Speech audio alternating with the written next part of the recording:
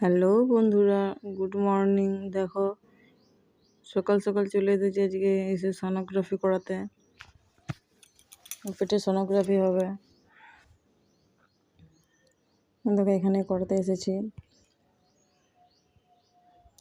তার আগে একটু মন্দিরে পুজো দিয়ে নিয়েছিলাম। ও এখন দেখো না খেয়ে আছে, সকাল থেকে কিছু খায়নি, শুধু জল ছাড়া। অবশ্য বলে দিয়েছিল 9টার আগে কিছু খেয়ে নিতে পারে, কিন্তু দেখলাম না, যখন রিপোর্টটা ভালো করে হচ্ছে তখন ভালো করেই করাই, না খেয়ে থাকবে। একটু ওর কষ্ট হচ্ছিল খুব,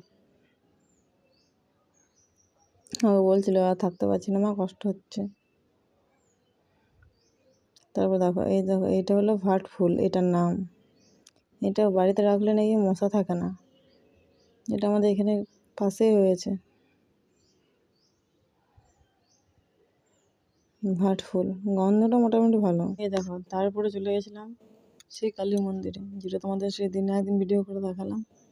এখানের মা খুব জাগ্রত, জানো তো। এটা শ্মশান কালী। এখানে কীর্তন হচ্ছিল, অনেক মানুষ। দেখো এখানে এটা গেছিলাম, ইস্যুর রেজাল্ট ছিল।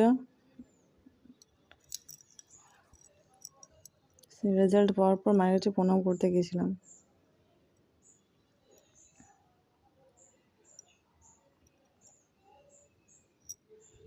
দেখো এখানে গাছের এখানে এই বট গাছের নিচে পুজো হচ্ছে। এখানে গণেশ ঠাকুর, শিব ঠাকুর, সব ঠাকুরের বেশি মনে হয়, সব ঠাকুরের বলতে গেলে এখানে আছে, সব ঠাকুরই। দেখো গণপতি বাপ্পা।